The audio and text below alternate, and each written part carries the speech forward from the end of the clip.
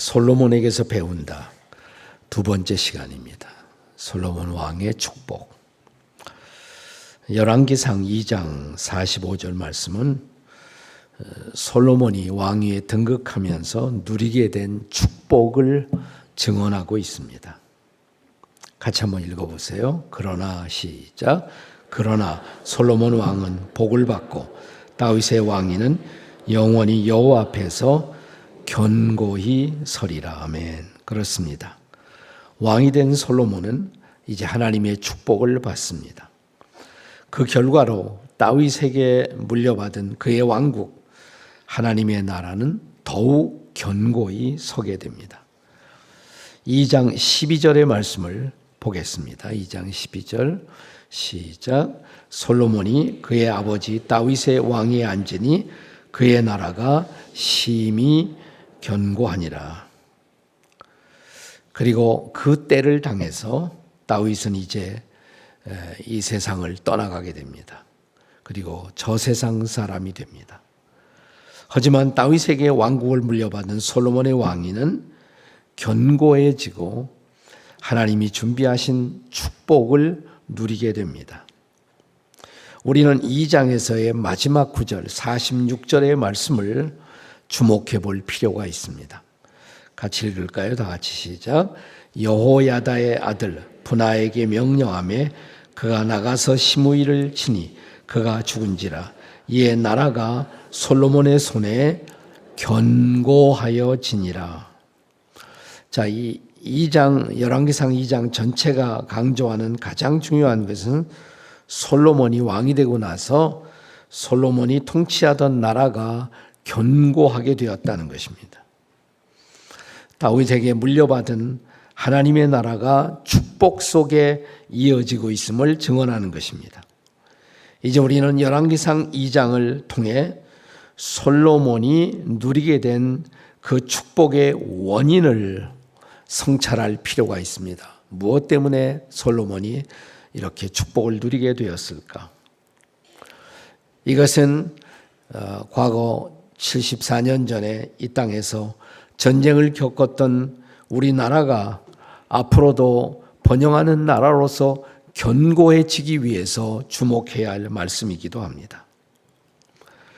두 가지 원인을 오늘 말씀은 특별히 기록하고 있습니다. 솔로몬 왕과 그의 왕국이 축복을 누리게 되었던 원인 두 가지가 있습니다. 그 첫째는 하나님의 말씀을 지켜 행했기 때문입니다. 하나님의 말씀을 지켜 행했습니다. 1절부터 4절까지가 그 증언입니다. 자, 2장 1절과 2절에 보면 다윗의 아들 솔로몬을 향한 다윗의 마지막 유언의 말씀이 시작됩니다. 같이 한번 읽어요. 다 같이 시작.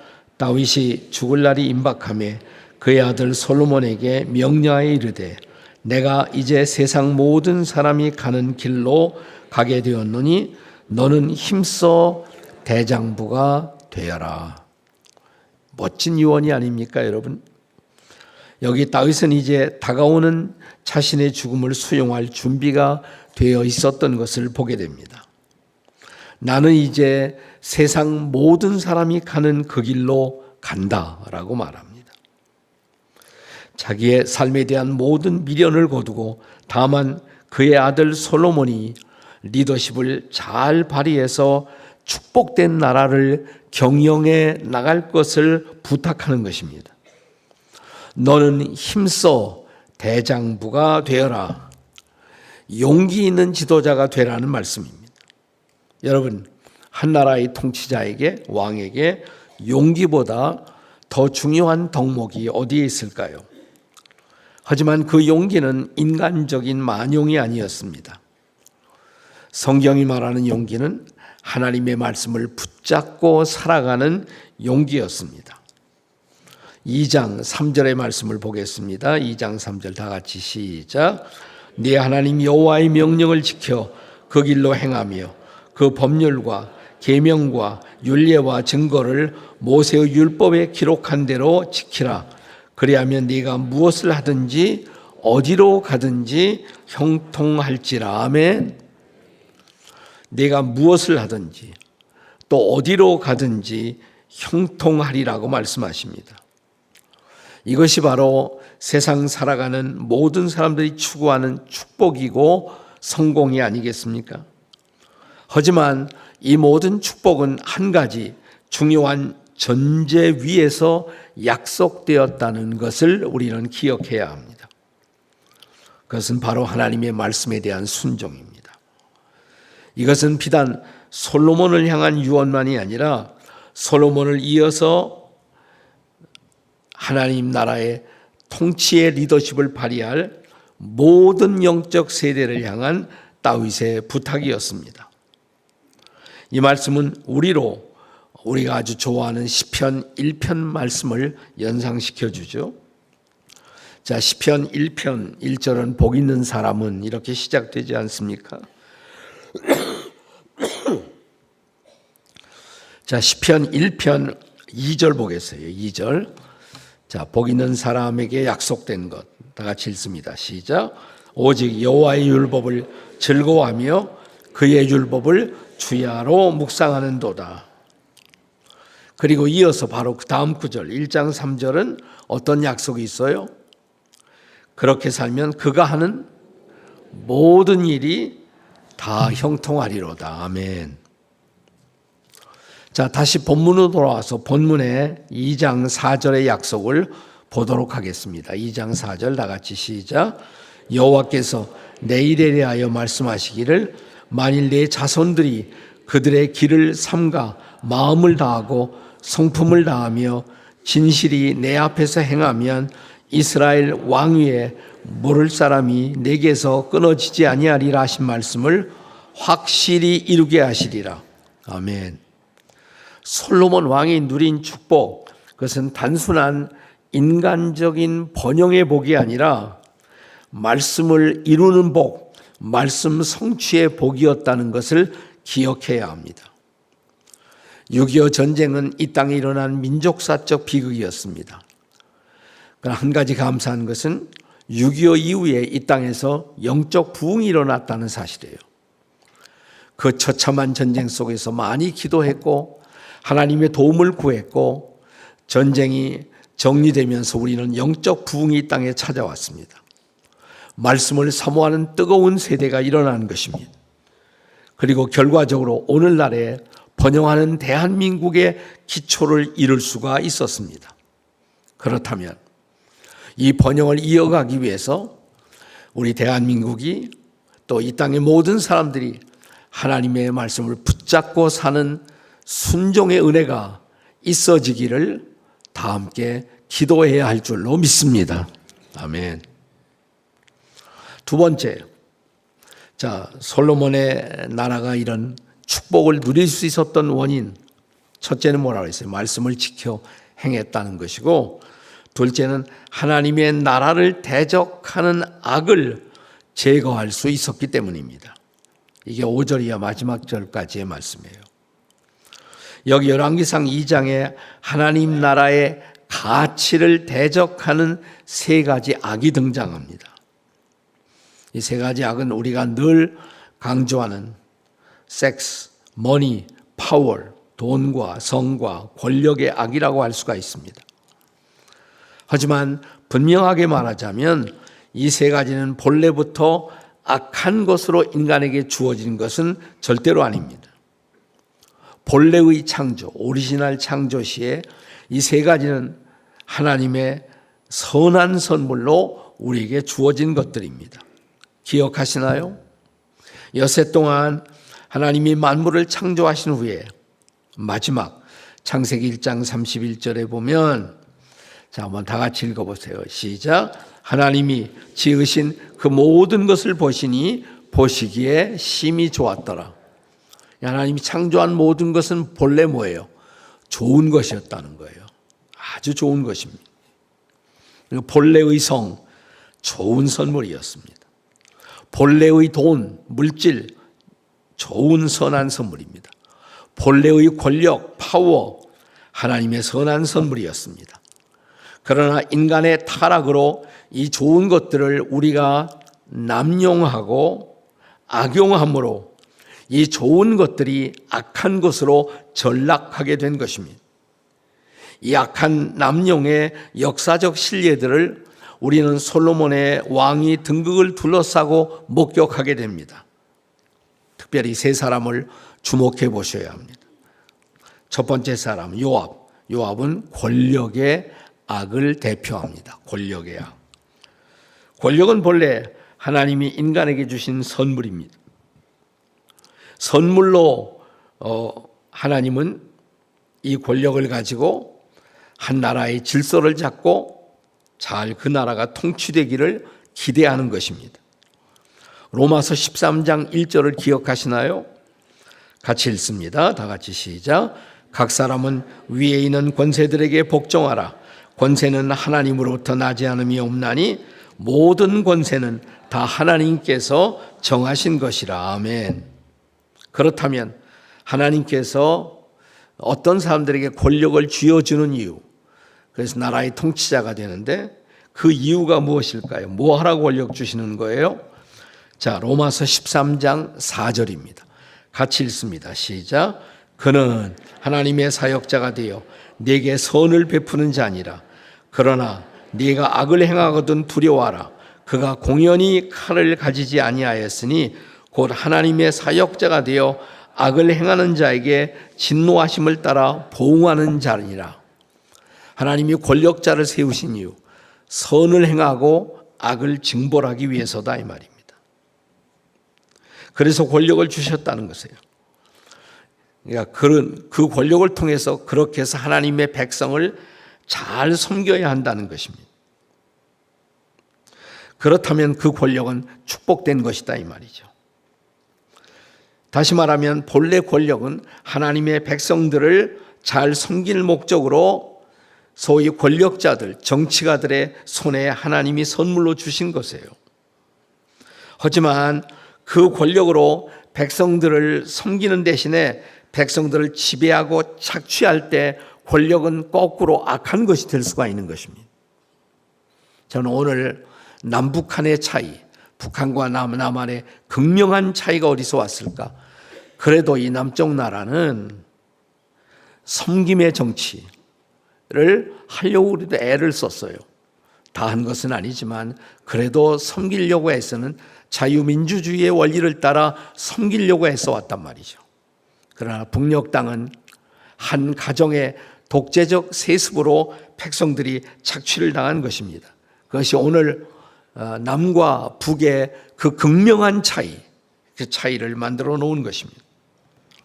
오늘 본문에 등장하는 요압이라는 이 사람은 권력의 악을 대표하는 사람이었고 따라서 그는 제거되어야만 했었던 것입니다.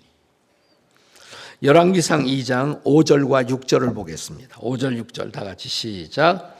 스루아의 아들 요압이 네게 행한 일, 곧 이스라엘 군대의 두 사령관 넬의 아들 아브넬과 예델의 아들 아마사에게 행한 일을 네가 알거니와 그가 그들을 죽여 태평시대에 전쟁의 피를 흘리고 전쟁의 피를 자기의 허리에 띤 띠와 발에 신은 신에 묻혔으니 네 지혜대로 행하여 그의 백발이 평안히 스올에 내려가지 못하게 하라. 다시 말하면 이런 요압의 권력의 악이 지속되는 한 솔로몬의 왕국, 하나님의 나라는 평안할 수 없었기 때문에 그 악을 제거하라고 명령하신 것입니다. 두 번째 사람이 등장해요. 두 번째는 아도니아가 등장합니다. 아도니아. 이 아도니아는 성의 악을 대표하는 사람입니다. 이미 말씀을 드렸지만 본래의 성, 오리지널 성은 악이 아닙니다. 성은 선하고 아름다운 것입니다. 성은 하나님의 창조의 계획에서 생육과 번성을 위한 것이었고 부부의 즐거움을 위한 것이었습니다. 하나님이 아담을 위하여 그의 배필로 하와를 지으시고 그녀를 아담에게로 인도하셨을 때 아담이 이런 경탄의 노래를 부르죠. 창세기 2장 23절 이게 노래입니다. 시고 같이 읽어보세요. 이는 내 뼈 중에 뼈요 살 중에 살이라. 이게 노래라니까 노래. 내 뼈 중에 뼈 살 중에 살이요. 이렇게 네, 이건 노래입니다. 경탄의 노래인 것입니다. 네. 솔로몬은 또한 나중 잠언 2장 5장이에요. 잠언 5장 18절에서 부부의 성이 얼마나 복된 선물인 것인가를 아주 흥미롭게 묘사했습니다. 잠언 5장 18절 말씀 같이 읽어보세요. 시작. 내 샘으로 복되게 하라. 내가 젊어서 취한 아내를 즐겁게 하라. 부부의 즐거움을 위해서 하나님이 성을 선물로 주셨다는 것입니다. 하지만 인간이 타락했을 때 이런 하나님의 창조의 목적 이외에 다른 목적으로 성이 남용되고 악용되면서부터 선하고 아름다운 성이 악한 것으로 대치된 것입니다. 오늘 본문 열왕기상 2장에 등장하는 아도니아가 그 성을 악하게 사용한 사람으로 등장합니다.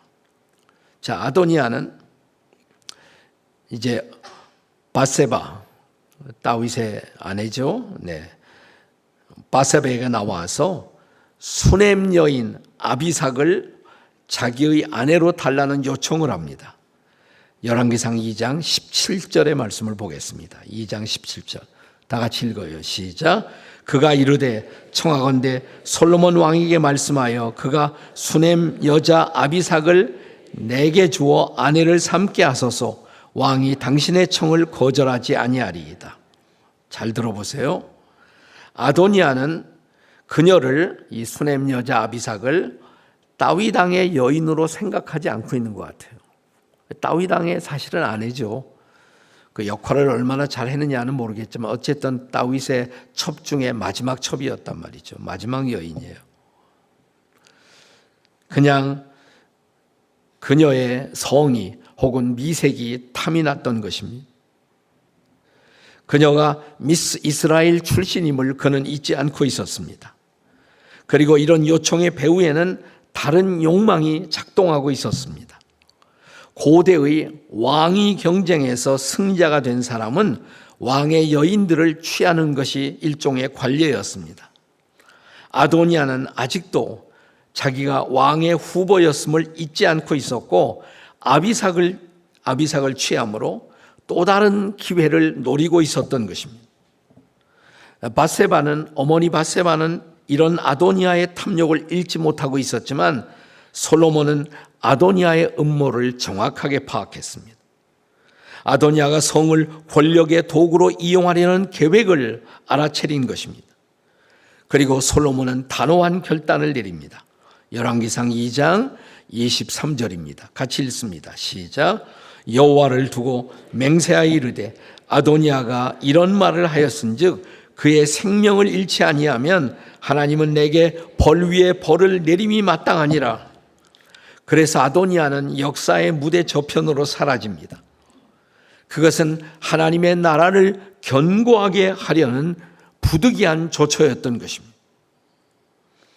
우리는 열왕기상 2장에 등장하는 세 번째 인물을 주목하셔야 합니다. 시므이라는 인물이에요. 시므이는 돈의 악을 대표하는 사람입니다. 머니의 악. 본래 이 시므이라는 사람은 과거에 다윗 왕을 저주한 전과가 있었어요. 2장 8절을 보겠습니다. 2장 8절 같이 읽습니다. 시작. 바후림 베냐민 사람 게라의 아들 시므이가 너와 함께 있나니 그는 내가 마하나임으로 갈 때에 악독한 말로 나를 저주하였느니라. 그러나 그가 요단에 내려와서 나를 영접함으로 내가 여호와를 두고 맹세하여 이르기를 내가 칼로 너를 죽이지 아니하리라. 이제 그 다음 절 9절이 등장합니다. 9절. 이 9절이 중요해요. 같이 읽어요. 시작. 그러나 그를 무죄한 자로 여기지 말지어다. 너는 지혜 있는 사람이므로 그에게 행한 일을 알지니 그의 백발이 피 가운데 스올로 내려가게 하리라. 솔로몬 왕은 그에게 36절에 보면 그래서 이제 어떤 자기를 저주했던 시므에게 어떤 벌을 내리냐면 거주 제한령을 내려요. 거주 제한. 아무데나 사는 것이 아니라 예루살렘 안에서만 살 수 있도록 거주 제한령을 내립니다. 36절 같이 읽어보세요. 시작. 왕이 사람을 보내어 시므이를 불러서 이르되 너는 예루살렘에서 너를 위하여 집을 짓고 거기서 살고 어디든지 나가지 말라. 그러니까 예루살렘 바깥으로는 나가지 말라 이 말이에요. 그런데 이 명령을 시므이가 거스리는 행동을 하게 됩니다. 자기가 데리고 있던 두 종이 아기스라는 지역으로 도망을 가자 이 두 종을 그대로 잃어버릴 수 없다는 판단 아래 그는 예루살렘 바깥 지역으로 자기의 두 종을 찾으러 갑니다. 고대 시대의 종은 재산 목록이에요. 종은 고대 시대에는 자기 자산 목록이었습니다. 두 종을 잃어버린다는 것은 재산상의 손실로 판단했기 때문에 그는 종을 찾아 나섭니다. 솔로몬 왕의 약속도 거주 제한령도 그는 다 문제가 아니었습니다. 그에게는 이제 돈이, 자산이, 물질이 더 중요했던 것입니다. 자, 2장 40절을 보세요. 2장 40절. 다 같이 읽겠습니다. 시작. 시므이가 그 종을 찾으려고 일어나 그의 나귀의 안장을 지우고 가드로 가서 아기스에 나아가 그의 종을 가드에서 데려왔다니. 이것은 명백한 솔로몬 왕과의 계약을 깨트림이었습니다. 돈을 위해서라면, 자기의 이익을 위해서라면 못할 것이 없는 사람, 이런 사람은 하나님 나라 통치에 거스리는 사람이었고 따라서 그는 제거되어 마땅한 사람이 된 것입니다. 사랑하는 여러분, 우리가 인생을 살아감에 있어서 돈이나 자산은 반드시 필요한 것입니다. 성경은 돈의 필요, 재산의 필요를 절대로 부정하지 않습니다. 예수님은 마태복음 6장 산상수훈에서 먹을 것, 입을 것, 살 곳, 우리가 의식주 혹은 식의주라고 말하죠. 자, 마태복음 6장 32절에 뭐라고 말씀하세요? 예수님이 다 같이 읽어요. 시작. 너희 하늘 아버지께서 이 모든 것이 너에게 있어야 할 줄을 아시느니라. 여러분이 그런 거 필요한 거, 머니가 필요한 거 다 아세요. 예수님이 다 아신다는 거예요. 그러나 그 다음 마태복음 6장 33절에서 뭐라고 말씀하십니까? 우리가 잘 아는 말씀. 시작. 그런즉 너희는 먼저 그의 나라와 그의 의를 구하라. 그리하면 이 모든 것이 너에게 더하시리라. 아멘. 돈, 재물이 우선순위를 차지해서는 안 된다는 것입니다. 돈은 필요한 것이지만 돈이 가장 중요한 것은 아니라는 것이에요. 네. 하나님의 백성들은 하나님 나라와 그 나라의 가치, 의를 바라보고 살아야 한다는 것입니다.